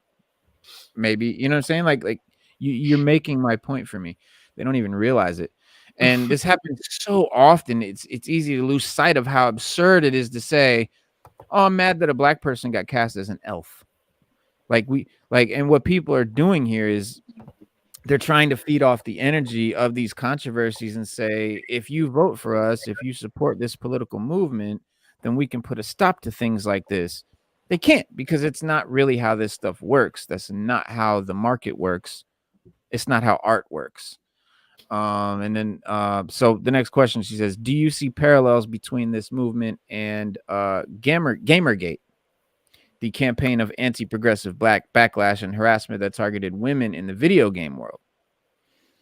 And then he said there's a piece in Deadspin by Kyle Wagner from 2014 about Gamergate that's entitled "The Future of the Culture War is Here." Rarely has a piece been proven quite as prescient as that one in terms of explaining how the online dynamics of these controversies work. I don't think the backlash to, say, casting black elves, I was going to do that, casting black elves in Lord of the Rings is actually that large, but there is a way online to make a drip feel like a tsunami. If you go back and read Wagner's piece, you can see it as a blueprint, not only for this particular controversy, but a lot of other incidents in which online harassment has been used as a tool to silence or go after someone on the basis of belief that their artistic product is insufficiently conservative or reactionary. And the people who engage in those campaigns would deny that that's what they're doing. They would say that they're focused on something else, like the integrity of the art. But that too is something that Wagner discusses is the part of the blueprint for making what are essentially harassment campaigns sound respectable. As the piece argues, Gamergate was a blueprint for how to leverage a certain kind of influence on the internet. End quote. Well, there you go. I don't know enough about Gamergate You gotta wait. really have an opinion on You gotta wait till I'm that. done. Because I'll tell you. Sorry, say that again. Oh no, I was saying I don't know. Like I knew of Gamergate, but I didn't. I don't know enough about it to like have an opinion on whether or not there's a parallel. I'm just not sure. Right. I don't know. It's a nuanced conversation to have. Like there are some castings where it's trying to send a message, and it's like, okay, but then every time we get that, the character is garbage. So I don't know what their goal is, but they fail almost every time. So you're doing more harm than good. And then when you have people have valid criticisms, maybe of the character itself and not the fact that they are a female or black or what have you, sometimes that gets swallowed up in all the other stuff that's going on. They're the people who are sexist or racist. So I definitely agree when he said, you know, sometimes social media or whatever can make something that's like a drip feel like a tsunami, because that really is the case. And that's why you have to be careful of how much airtime you give certain people or subjects, because it'll just explode in a way that it doesn't. Right. Yes. And Stu's watching TV right now. You don't know what's going on. I know exactly what's going on. So you're a gamer. Do you remember Gamergate? Yes, I do. Very vividly. Yeah, very vividly. What do you Very vividly. do you see the parallels? Yeah, I do. It's exactly like Gamergate, to be honest with you, because you got to remember, Gamergate was an attack on the feminine diversity in video games, whether it be on screen as the video game character or the diversity of the developers. No, not the player, the developer. It was more of a behind the scene thing. A lot of females that work in the gaming industry they do anything from programming to texture. They can do anything the males can do, pretty much. And sometimes when you make a game, they want the character, like you can make a character and it'd be a female. Like we always say, Star Wars always has strong female characters. Video games have always had strong female characters. The question was being asked loosely, and it was by a group that it might even be the same group that's doing this thing with the Ariel thing, and the House of the Dragon thing, and the elves, because they were. It was only like a small group, and they would always had something to say. Like Laura Croft, they'd be like, "Oh, why is that? Why does Laura Croft have to be a woman? Why she couldn't be a Right. man?" Right. Or, you know what I mean? Like, or why is Laura Clark? Well, why? Uh, a perfect example was what's the name of the game? Prototype. In the first Prototype game, it was a dude. It was a man. It was a white guy. But in the second one, he was African American, Uh-huh. and people kind of didn't like that. They're like, "Wait a minute, why is he? Why is he African? He wasn't white. He wasn't African American in the first." Mm. And so they were like, "But he is in the second one. It ain't even the same guy. It's the same Right. story. It's a different Yeah. story, but not even the same guy." So he Right. chose to go with that. And for a while, people were complaining. They would complain if they were black. They would complain if they were, especially if they were women. Like it was bad. Remember, And Metroid was a woman. nobody knew until she took off the Nobody helmet. knew. Yeah. Nobody knew Yeah. Samus was a girl until Samus she took was off a the helmet. girl. Yeah. Nobody knew. Oh man, And I remember finding as out. far as yeah, a lot of people didn't know. A lot of people didn't know. Mm-hmm. And so you got to understand, behind the scenes was where it was really a lot of backlash. And when the females spoke out, they were fired. It was a lot, bro. It was a Yeah. lot. A lot of them put up lawsuits. I think one company in general I think it was either UBI Soft or EA. I know EA had a lot of backlash, and one of those joints had like a massive lawsuit. Like I can't remember. I can't remember which company it was, but one of them had a massive lawsuit against them. And the female, watching it, they walked out and everything. It was bad, bro. It was bad, and it was a lot of back and forth too. So like at one point, you didn't know what to believe. You like, damn, they telling the truth, or damn, it was you were like this. But we do know one thing is that in the video game world, whether in you're be honest, if you're a developer or whatever, um, there are good old boy groups, Mm-hmm. and they do exist, and it was proven. Um, they say that one of the worst companies to work for is EA. They were like EA is like one of Mm-hmm. the worst to work for. They had a lot of behind the scenes things, a lot of uh, you know, where they would promote a male Toxic, over a female. It was toxic it was work. very toxic, and a lot of Yeah. things where they would promote a male over a female, and the female was just as good. Mm-hmm. Um, it was just different things, like Yeah. and right now in film and in TV and things like that, you gotta remember when we were younger, nobody cared. Nobody would have cared if Ariel was black back then. Nobody would have gave a No. damn. They'd be like, No. "Oh, the right. Little Even Mermaid." We all would have went to see it. a black Right? and We white, all would have went to nobody see. cared. All right, And nobody cared. I don't give a damn. and the prince was Asian, and then the mother was white. No, black, and the dad was white. Like nobody cared. Yeah. Right. It And was crazy. the next question she asks him is right along those lines. She says, you note that part of the trend is an aging audience used to seeing themselves as the protagonists of these stories, but a lot of the backlash seems to come from younger internet dwelling fans too, right? And he says, I don't think reactionary fandom is something exclusive to older people, though I was addressing a particular kind of nostalgia that I understand because I also feel it. I just turned 40 and I love this stuff. My contempt is not for people who love genre fiction. It's for people who feel assaulted by the presence of women protagonists or people of color in their genre fiction. I don't consider that a reasonable or substantive complaint about the quality of the work. So, because like Amazon had to take down the review because you're complaining about that, but that is not substantially about the quality of the show. That's not telling me what you feel about the show. You're just talking about you don't like the fact that black people are elves.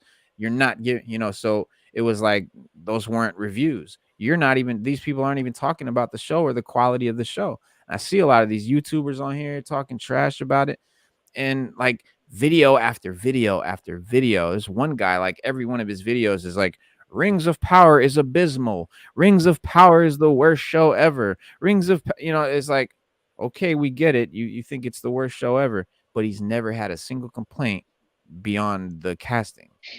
So it's like, what Right. are Right. you saying? And it's the same thing with video games, Like we had like the gaming community is mostly males, but over the last, I say And I played a lot of video games, bro. And I'll say over the last 10 years or generation console, there's a lot of females out there that play video games. And they're good. Like there was one time, this is no lie. I was playing Call of Duty. And there was this one gamer on there. He was giving out work. We was like, damn. Mm-hmm. We was like, yo, my man, join up in our joint. And Right. so she joined. It was a girl, but he joined. I'm gonna say he because that's what we thought it was. So we were like, yo, this dude's giving out work. So we like, damn.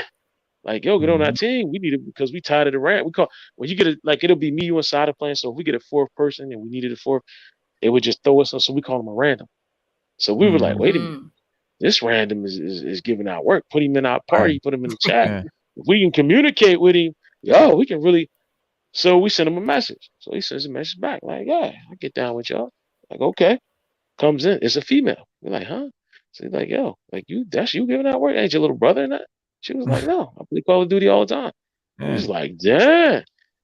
So on Xbox and PlayStation, you can they have a feature where and Xbox especially where you can have you can do like a real name request or like your real. So what she did was she gave herself a male gamer tag, but then she Mhm. sent us all personal friend, like personal, like if I befriended either one of you, I can do like a personal friend request or Yeah. close friend. They call it close friend, where I can see your real Mhm. name and Yeah. everything. Yeah. So we saw a real name. It was a girl. It was a Mhm. straight girl. It was, and she was giving out work. I mean, she would leave the lobby. She'd be like 22 and 2, or like 30 and 5, or something like that. We was like, Yeah. man. I mean, And so female gamers, so they're we, really growing, and they're just as good. when I say They're growing, good. growing ain't the word. Yeah, Yeah, listen, female it's gamers are exploding. here. Yeah. Now she told us, we were like, yo, why you don't, like, because she told us what her real gamer tag was. She said she changed it. And we were like, but she had two accounts actually, but we were like, why do you, she said, well, she was like, well, when I did have like, My Little Pony, whatever I forget what her gamer tag was, Yeah. her real gamer tag, but she played Call of Duty under this one gamer tag, but it was like a male gamer tag. I forget what it was. It was like, it was like sniper, like something sniper. And then Mhm. her real gamer tag, like I said, I forget. I gotta look it up. It's on my PlayStation. But it was like My Little Pony, something. It was real feminine. It was a girl. And you could tell it was a girl by the way it was named. And she Yeah. said that when she went under that gamer tag and played, she said, I would be in there and I'd be giving out work. And guys would get mad because I was a girl and Yeah. I was giving out work. She said they didn't want to get killed by a Mhm. girl. They didn't want to. So she said, I would be in whole lobbies and they would all leave. I was like, huh? She was Yeah, like, you yeah. got to be Once we careful with found some that of I the was a male girl, gamers. They are so insecure. they Gotta Yeah, be they they are. are. And careful. so she said I had to make a whole nother gaming profile, put Yeah. it on my Xbox, put one on my. Yeah. For the She said, guys. and when I play, she said when I strictly play Call of Duty, I play under that tag. She said because if I don't, they quit, or either they'll try to make fun of me, or they'll try to they'll scorn me to try to get me to get out to get out because I Yeah. got too many kills or I got more kills than they do. So And they try when to you when you get it talk out. right, so when you talk about Gamergate, it goes beyond the three females that had a lot of backlash on Twitter and at the office and things like that. Um, and they were right. It does spill out into the community because the gamer community is mostly heterosexual males who shun anything that isn't what they deem malish or mannish. Yeah. When I play, excuse me, when I play Destiny in my clan, we have like maybe 7 or 8 females in it, and they can play. I'm gonna keep it a buck. I would Yeah. rather have them on my team doing a raid with me or just a regular activity than some loudmouth, dorky male Right. sitting there telling me how to play the game, talking trash and won't shut the hell up the whole time we playing. I'll take a female over that any day. Yeah. And not just because I just take a female, but normally Nah, when you play with you the won't female gamers there, you won't get that. it's a lot more pleasant. For Yeah. me, it's a lot more pleasant experience Yeah. than it is with the I male. was putting in some Yeah. time But today. Shoot. right, Yeah. but with the movie culture, it's the same thing. Like 20 years ago, nobody would care what color Ariel was. 20 years Mm-mm. ago, nobody would have cared that the elves were black and the rings of power. When Mm-mm. Donald Trump got elected, that's when all this really came out. And it's Mhm. division started Yeah. and everything started. You Vision. got to Yeah. remember, right? You got to remember when we elect the president brings the people together. He brings Congress together. He brings everything together. He Obama did. doesn't separate. Right. Obama did it. Clinton did it. Bush did it. You don't separate the people. You Yeah, don't make the people fight against each other because now, if you got a divided country, anybody can come in and take over. exactly. Anybody can come in and take that Yeah, country. Right. you're easy to control if you're not if you're divided. But Right. yeah, No, there's no law or there's no not to cut you off, but there's no rule in the book.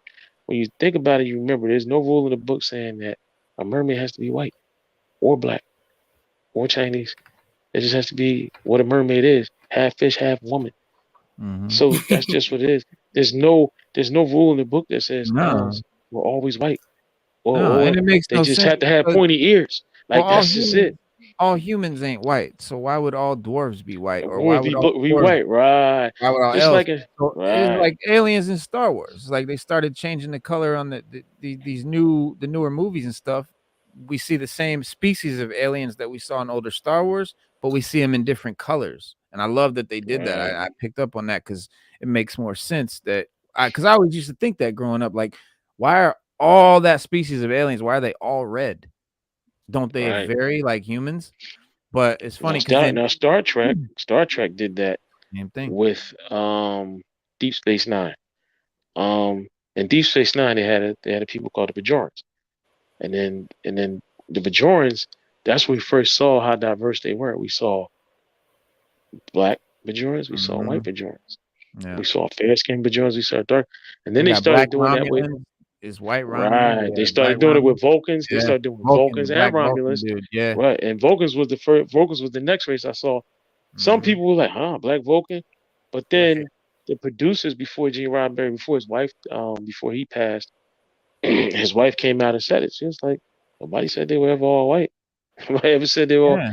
we Just can be because the whatever we one want you them to be. saw was Right. white, mean that they all white.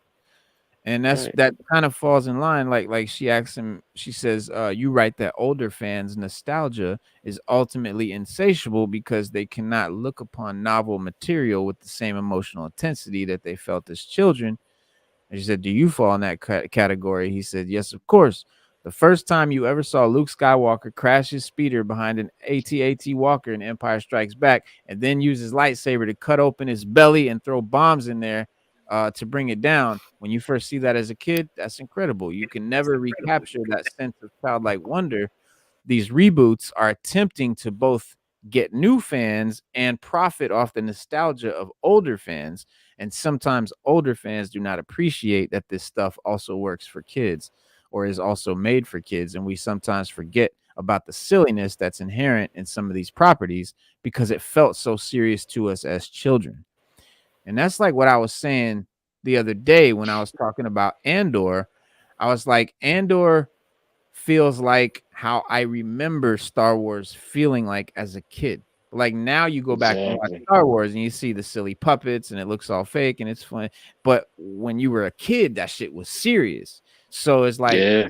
Andor gives you that same seriousness vibe that you had when you were a kid because you can't get that now with Star Wars because Star Wars has its silliness to it. And you grow up and realize that it's not serious, but Andor brings back that seriousness. And you have older fans that are, they have nostalgia for, let's say, Little Mermaid, and that's they want to go back to that nostalgia and get that nostalgia from it, and that's all well and good, but this movie ain't that. Like this ain't that project. Why do you have such passionate? You're so passionate about having a problem with these projects. Why? Who cares? They haven't changed. Nostalgia bait, Right. especially And with the exactly. Disney remix. That's really Exactly. what it is. That's all it is. That's all it is. It is. It is. And even when we were talking earlier about, black people suffering in movies in the '90s, you got to remember Sidney Poitier was the first one that started, not in the '90s, but he was the first one that Yeah. started that. He was like, "Look, I ain't playing no slave, and I ain't playing no butler. I'm not playing none of that. If Right. you don't have a serious role for me to play, Right. that's a quality role. I'm not doing that." You had a Yeah. lot of actors that, if you It's look like at Bill actors, they Cosby, won't pay thugs, they won't pay yeah, drug they dealers. won't play thugs. They won't none of that. Now in Nah. the '90s, we had that movement because if you think about it, Mm-hmm. well, you think it's Wesley Snipes and all of them.